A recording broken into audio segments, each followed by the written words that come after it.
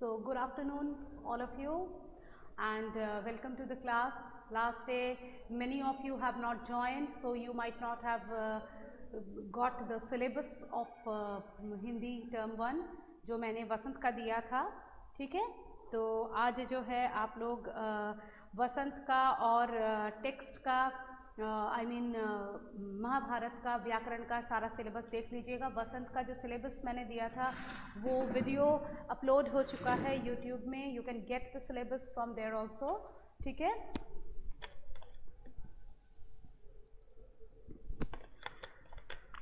आप लोग वहाँ से वो सिलेबस देख सकते हैं क्योंकि वो अपलोड हो चुका है. और अभी फ़िलहाल जो है मैं आप लोगों को महाभारत का और आपके व्याकरण का सिलेबस देके उसके बाद आपके आज के क्लास में पढ़ाई का सिलसिला चालू करूँगी. ठीक है ना. तो पहले बताइए, क्या आप सभी को मिल गया है सिलेबस जो मैंने पिछले दिन दिया था? क्योंकि पिछले दिन केवल 2 स्टूडेंट्स या 3 स्टूडेंट्स ने ज्वाइन किया था, इसलिए पूछ रही हूँ क्या आप लोगों को सिलेबस मिल गया है? नहीं, क्यों नहीं? आप लोगों ने नहीं देखा है? आप लोगों को ये नहीं दिखा? आप लोगों ने देखा नहीं है? वसंत का सिलेबस नहीं मिला? क्यों? यूट्यूब में वीडियो है, अभी तक ई पोर्टल में अपलोड नहीं किया है. मैं ई पोर्टल में अपलोड कर दूंगी. आप लोगों का यूट्यूब में वो वीडियो है, आप लोग देख लीजिएगा. पिछले दिन का जो लाइव क्लास हुआ था उसका वीडियो है. फिलहाल मैं सबसे पहले व्याकरण का दे रही हूँ, उसके बाद मैं रिपीट कर दूंगी एक बार यहाँ पे भी. ओके, सबसे पहले व्याकरण नोट कीजिए.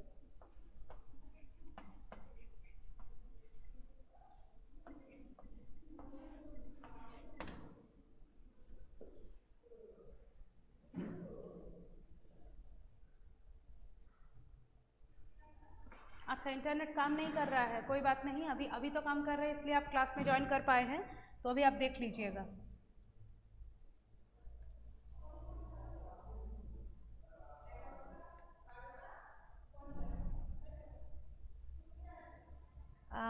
लिखिए पर्यायवाची,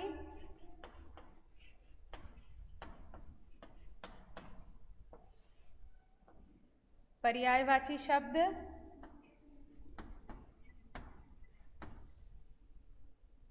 उसके बाद संज्ञा,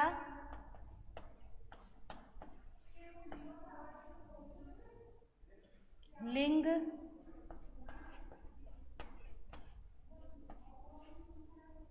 सर्वनाम,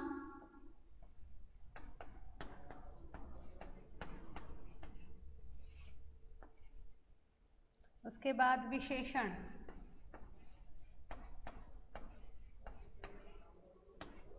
ठीक है, तो पर्यायवाची शब्द, संज्ञा, लिंग, सर्वनाम, विशेषण, ये 1, 2, 3, 4 and 5. These are the 5 chapters taken from PT and your term syllabus has been finalized for your term exam. ठीक है, ये आपके टर्म एग्जाम का सिलेबस है और ये जो है आपके पीटी और टर्म दोनों से मिला करके मैंने निकाला है. तो यही आपको प्रिपेयर करना है. ठीक है, इस ये हो गया व्याकरण का. नाउ महाभारत.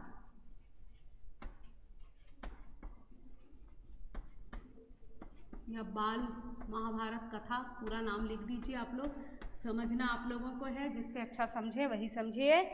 सबसे पहला जो है लाख का घर,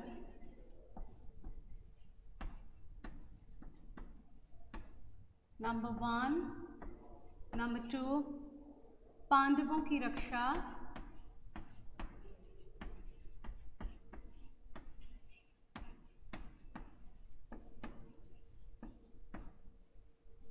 ओके, नंबर 3, द्रौपदी स्वयंवर. द्रौपदी स्वयंवर. ठीक है, नेक्स्ट इज इंद्रप्रस्थ.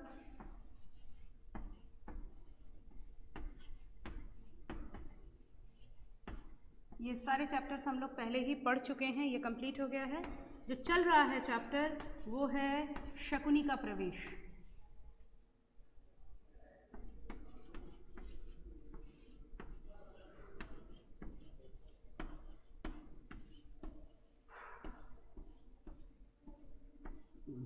शकुनी का प्रवेश, बस इतना ही है हमारा व्याकरण का और महाभारत का। लाख का घर, पांडवों की रक्षा, द्रौपदी स्वयंवर, इंद्रप्रस्थ और शकुनी का प्रवेश, यहाँ तक हम लोगों का जो है ये हमारे टर्म का और पीटी का मिला करके ये पूरा सिलेबस है। मतलब हमारा जो एग्ज़ाम होने वाला है, आप लोग शायद वाकिफ़ होंगे कि आप लोगों के 50 मार्क्स का एग्ज़ाम होने वाला है। और जैसे आप लोगों ने टर्म का या पीटी का एग्ज़ाम दिया था, जो कि हमारा यूनिट का या पीटी का एग्ज़ाम दिया था, जो कि हमारे 20 मार्क्स का था, वैसा ही 50 मार्क्स का होगा। केवल थोड़े क्वेश्चंस की संख्या ज़्यादा होगी और उसका टाइम लिमिट भी थोड़ा ज़्यादा होगा। मतलब एमसीक्यू फॉर्मेट में जैसा था वैसा ही होगा, ठीक है। तो उसके लिए जो हमारा डिटेल्ड सिलेबस है वो ये है। और इसके अलावा आप लोगों का जो इसके लिए है, वसंत के लिए है, एक बार सुन लीजिए, किताब में निशान लगा लीजिएगा। शाम एक किसान, हालांकि मैंने पहले ही कर दिया था, मैं फिर से बता देती हूँ, बहुत लोगों को नहीं मिला है बोल रहे हो। मैं उस वीडियो को ई पोर्टल पर डाल दूँगी, लेकिन ये भी सुन लीजिए। शाम एक किसान, चिड़िया की बच्ची, हम पंछी उन्मुक्त गगन के, हिमालय की बेटियाँ, दादी माँ, मिठाई वाला और कठपुतली, ठीक है। मतलब आप लोगों का जो जो चैप्टर था ना सभी है, ठीक है। शाम एक किसान, चिड़िया की बच्ची, कठपुतली, हम पंछी उन्मुक्त गगन के, हिमालय की बेटियां, दादी माँ, मिठाई वाला, सब है। उसमें से मैंने बोल दिया था उस दिन कि कठपुतली से ज़्यादा क्वेश्चन नहीं रहेगा। कवि का नाम जान लीजिएगा, कितनी कठपुतलियाँ हैं ये जान लीजिएगा, और पहली कठपुतली कौन सी थी या किसने सबसे पहले आवाज़ उठाई, केवल ये, ओनली दीज 3 क्वेश्चंस। कवि का नाम, कितनी कठपुतलियाँ थी, सबसे पहले कौन सी कठपुतली ने आवाज़ उठाई, दैट्स इट, और कुछ नहीं, ठीक है।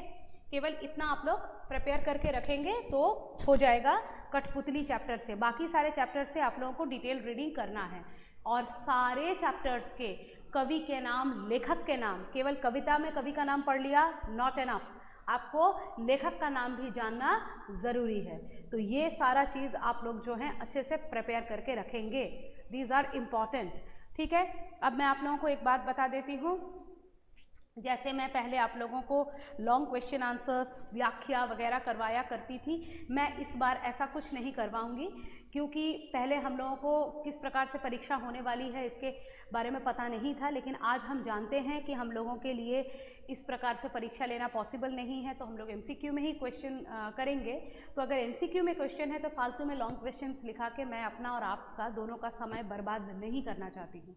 Okay, so that is why आप लोगों को क्या करना है कि आप लोगों को जो है क्वेश्चंस को जो है एमसीक्यू फॉर्मेट में ही प्रिपेयर करना है। उसके लिए आपको क्या करना है, there is no tips for doing that, only one and only tip is that, read thoroughly. Questions को अच्छे से सॉल्व करने के लिए टेक्स्ट को अच्छे से पढ़िए, कहीं से भी कोई भी क्वेश्चन उठा के दिया जा सकता है। और एक बात बता दूं, चैप्टर को डिस्कस करने के बाद मैं आप लोगों के साथ क्वेश्चन आंसर्स डिस्कस उस तरह से नहीं करूंगी जैसे मैं क्वेश्चन आंसर्स दिया करती थी। क्यों?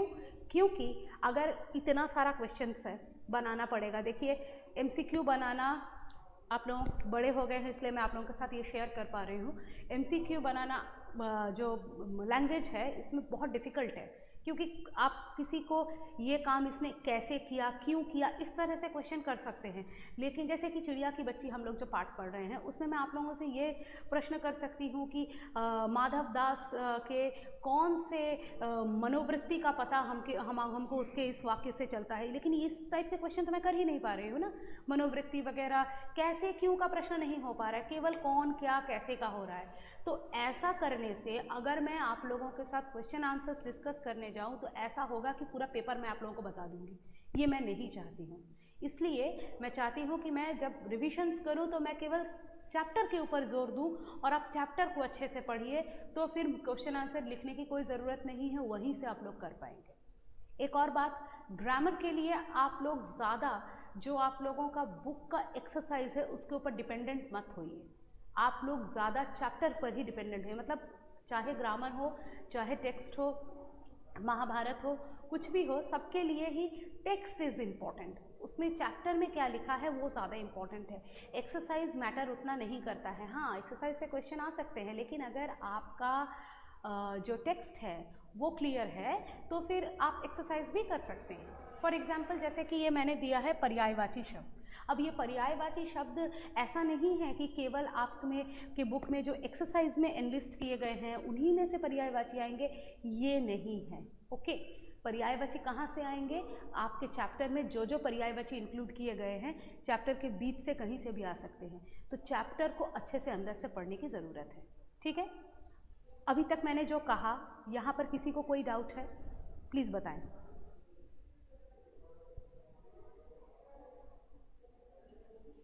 नहीं है, ठीक है। अगर नहीं है तो फिर हमने कल विशेषण का पाठ थोड़ा पढ़ा था, उसी पठन पाठन के सिलसिले को आगे बढ़ाते हैं। ठीक है, ठीक है, ओके बच्चों, ठीक है, मैं समझ गई।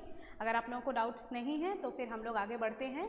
ठीक है, मैं थोड़ा कैमरा डाउन कर देती हूँ, फिर मुझे पढ़ाने में सुविधा होगी।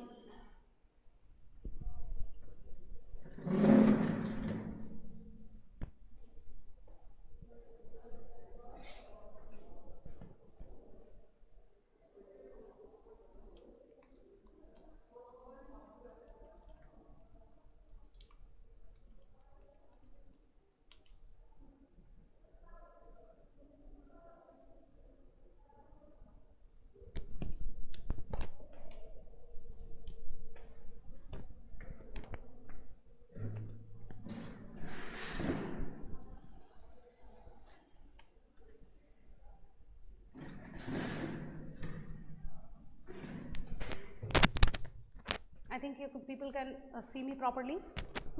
ठीक है, तो चलिए विद्यार्थियों, हम लोगों ने पढ़ा था, क्या पढ़ा था हमने कल? जो है संख्यावाचक पढ़ लिया था।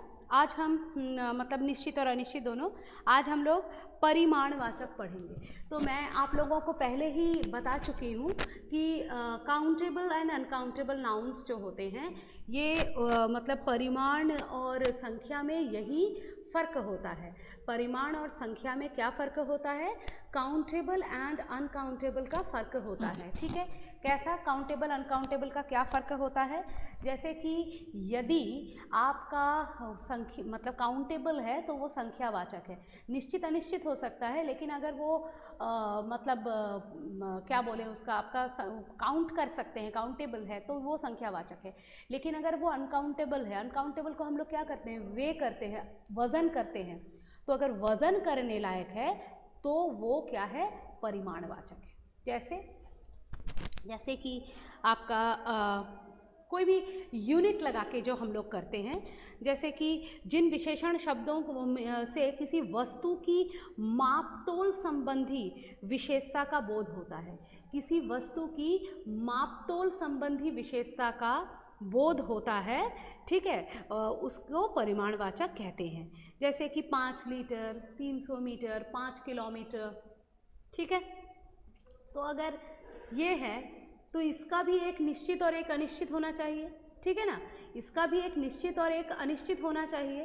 तो कैसे होगा इसका निश्चित अनिश्चित? देखिए कि जैसे कि आपका मेरी कमीज़ में 2 मीटर कपड़ा है, इसमें 2 मीटर पहले से पता है। देखिए ये 2 संख्या वाला नहीं है, इसके साथ मीटर, इसके साथ एक यूनिट लगा हुआ है, क्योंकि ये परिमाणवाचक है, ये संख्यावाचक नहीं, अनकाउंटेबल है। आप कपड़े को काउंट नहीं कर सकते, उसमें कितने फाइबर्स लगे, you can not count that. ठीक है, दैट्स वाई इसमें हम लोग क्या करते हैं कि इसको हम लोग जो है यूनिट लगा के नापते हैं, तो इससे ये क्या बन जाता है? ये परिमाणवाचक बन जाता है। क्योंकि इसमें 2 लिखा है तो आप लोगों को पता है कि इसमें 2 ही है, 3 या 4 या 5 है, कुछ भी है, मतलब संख्या है, तो संख्या का पता है, इसलिए ये निश्चित परिमाणवाचक है।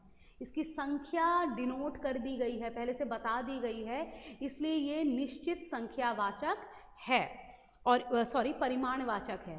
और इसी तरह से जब मुझे पता नहीं होगा लेकिन वो संख्यावाचक नहीं होकर परिमाणवाचक होगा, जैसे कि मैं कल आप लोगों को बोल रही थी कुछ लोग आ रहे हैं, तो ये कुछ लोगों को हम काउंट कर सकते हैं, तो वो अनिश्चित संख्यावाचक होगा।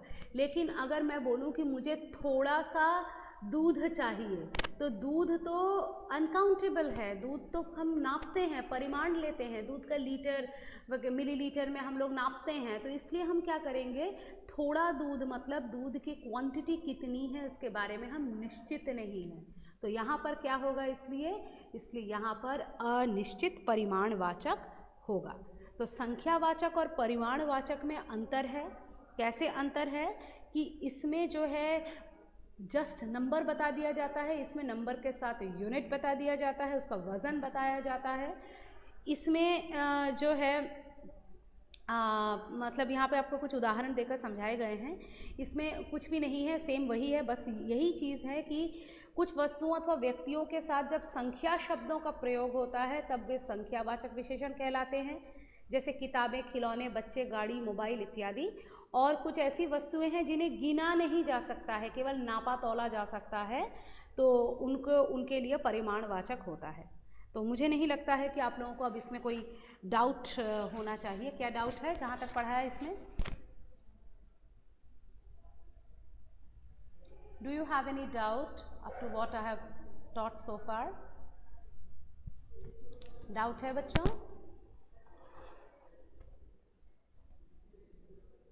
नहीं है, नहीं है ना, किसी को भी नहीं है, शशांक को नहीं है, और किसी को है?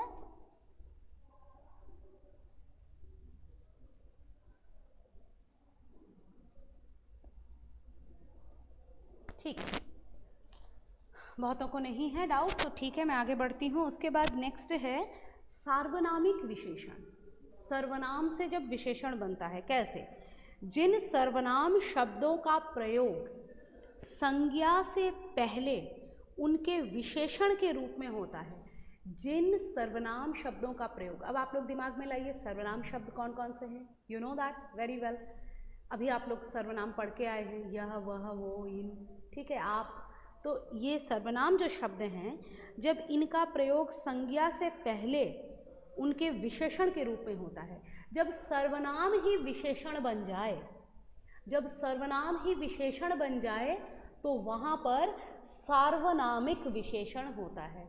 यहाँ पर जो संज्ञा शब्द है वो क्या है, यहाँ पर सर्वनाम विशेष्य नहीं है, यहाँ पर केवल संज्ञा ही विशेष्य है। बाकी जगह पर हम लोग बोलते हैं संज्ञा या सर्वनाम की विशेषता बताने वाले शब्द, लेकिन यहाँ पर सर्वनाम नहीं है, यहाँ पर केवल संज्ञा की विशेषता बताएगी। यानी यहाँ पर हमारा विशेष्य केवल और केवल संज्ञा शब्द हैं। तो इन संज्ञा शब्दों में उनसे पहले जब कोई मतलब सर्वनाम शब्द जुड़ता है, जो इस प्रकार से जुड़ता है जैसे कि वो उसकी विशेषता बता रहा हो, तब जो है वहाँ पर सार्वनामिक विशेषण होता है। ठीक है, इसको संकेतवाचक विशेषण भी कहा जाता है। जैसे कि मैं बोल सकती हूँ कि ये बोतल मैंने यहाँ पे रखी और मैं कह सकती हूँ कि यह बोतल मेरी है, यह बोतल मेरी है। तो बोतल संज्ञा है, यह क्या है, सर्वनाम है। ऐसा सर्वनाम है जो कि इसकी विशेषता बता रहा है कि इस बोतल को चिन्हित किया जा रहा है। तो यह बोतल मेरी है में क्या होगा, सार्वनामिक विशेषण होगा। यह है सार्वनामिक विशेषण। देखिए यह उपवन बड़ा है, उन छात्रों से प्रश्न पूछो, देख पा रहे हैं आप लोग? ठीक है, I don't think you people have doubt in it. नहीं है ना? मुझे लगता है इससे ज़्यादा आज अगर पढ़ाएंगे तो आप लोगों के लिए ज़्यादा हो जाएगा। केवल प्रविशेषण, विशेषण की तुलना और विशेषण की रचना है। आप लोग देख करके रखिए, बहुत आसान है, कुछ भी नहीं है, मैं करवा दूंगी, लेकिन फिर भी आप लोग पढ़ के रखिएगा। थोड़े क्वेश्चंस डिस्कस कर लिए जाएं आप लोगों के साथ। अच्छा, महाभारत में जो आप लोगों ने कहा था मैंने आप लोगों को जवाब दिए हैं, शायद आप लोगों ने देख लिए होंगे, ठीक है ना? तो आप लोगों ने अगर कल का वीडियो फॉलो किया है तो आपको जवाब मिल गए होंगे। बच्चों अगर डिटेल रीडिंग करना है तो आप लोग बाल महाभारत नहीं, महाभारत की किताब जो है वो ख़रीद लीजिए, या अगर ऑनलाइन अवेलेबल है, आई डोंट नो, तो उसको निकाल के पढ़िए, आपको बहुत सारे प्रश्नों के उत्तर मिलेंगे, क्योंकि ये छोटा सा बुक है, इसमें केवल टेक्स्ट के फॉर्मेट में थोड़ा सा आप लोगों को आइडिया देने के लिए हमारे माइथोलॉजिकल बुक्स हैं तो उन कैसे होते हैं इसके आइडियाज़ के लिए आप लोगों को जो है दिए गए हैं। दैट्स वाई इनमें सारे डिटेल्स नहीं हैं। तो आप लोग अगर डिटेल्स जानना चाहते हैं तो कृपया ये किताब खरीद लीजिए। आप अगर आपको इंटरेस्ट है और अभी आप लोगों के पास काफ़ी समय है तो पढ़ के डाउट्स क्लियर कर सकते हैं। ठीक है, तो क्वेश्चंस थोड़ा डिस्कस कर लेते हैं आप लोगों के साथ। जैसे कि कहीं से भी मैं क्वेश्चन कर रही हूँ, या रामायण, महाभारत, या टेक्स्ट, या फिर आपका ग्रामर, कहीं से भी प्रश्न पूछ सकते हैं। जैसे कि मैं पूछ सकती हूँ आपको कि कुछ पर्यायवाची शब्द मैंने दे दिए और बोला इनमें से गलत पर्यायवाची कौन सा है। ठीक है, ऐसा प्रश्न आ सकता है, आप लोग कर सकते हैं। पर्यायवाची शब्द आपकी किताब में है ना, जरा देख लें कौन सा है। शब्द विचार, एक सेकेंड।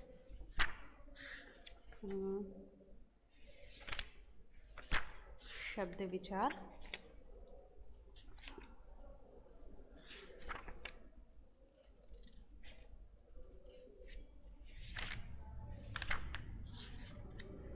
शब्द भंडार में है, सॉरी।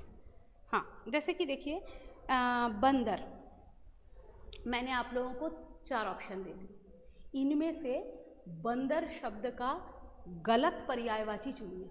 हमेशा सही चुनना है ऐसा नहीं हो सकता है, गलत भी हो सकता है। तो मैंने दे दिया मरकट, वासर, हरी, इनमें से कोई नहीं। अब आप बताइए आंसर क्या होगा। मरकट, वासर, हरी, इनमें से कोई नहीं। 4 ऑप्शन दिए आपको। हरी, ठीक है, तो ये हरी पर आपने निशान लगा दिया, ऐसा हो गया। ठीक है, तो ऐसे क्वेश्चन हो सकते हैं। अभी टेक्स्ट से आप लोगों का जैसे चिड़िया की बच्ची से मैंने उस दिन बहुत सारे क्वेश्चंस डिस्कस किए थे। ठीक है, एक क्वेश्चन हम डिस्कस करते हैं जैसे कि दादी माँ चैप्टर से, कि लेखक किन दिनों के मस्ती की बात करता है। कौन से दिनों की बात करता है लेखक, कौन से दिनों के। अब बहुत सारे ऑप्शन है, उसमें एक ऑप्शन है क्वार, तो आप बोलोगे हाँ क्वार का दिन है। हाँ सोमदत्ता, पहले ही आंसर दे दिया है, वेरी गुड, पढ़ाई कर रहे हो, अच्छी बात है। तो क्वार का दिन है, आंसर सही समझ गए आप लोग। इसी तरह से महाभारत से एक प्रश्न करते हैं आप लोगों से, जैसे कि जो है जो चैप्टर्स दिए हैं उन्हीं में से होगा। ठीक है, जैसे कि दुर्योधन ने पांडवों को कौन से घर में रखा, या वारणावत में कौन से घर में रखने की व्यवस्था की, बोलिए।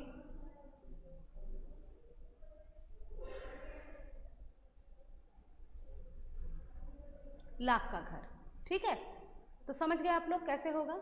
हाँ, तो ऐसे क्वेश्चंस अब आप लोग मुझे बताइए, इस प्रकार के अगर क्वेश्चंस देने वाली हूँ, एक्चुअली दे दिया है मैंने, आप लोगों का पेपर बन गया है, तो क्या मुझे आप लोगों को क्वेश्चन आंसर लिखाने की ज़रूरत है? आप लोग बताइए। Whatever you people will suggest, I will do that way. नहीं है? अच्छा, सभी नहीं बोलेंगे, मेजॉरिटी क्या बोलती है वही देखते हैं। मेजॉरिटी नहीं, अगर एक भी बच्चा कहता है कि हाँ मैम लिखवाना है तो मैं ज़रूर लिखवा दूंगी, ऐसा नहीं है। चैप्टर को अच्छे से पढ़ना है, बस यही दिमाग में रखना है। नहीं, okay, I have got your answers. मैं इसी तरह से आप लोगों के साथ क्लासेस डिस्कस करती रहूँगी, उम्मीद है आप लोगों को प्रॉब्लम नहीं होगी तब।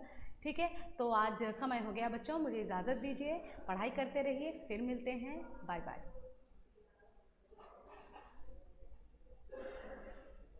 Welcome dear,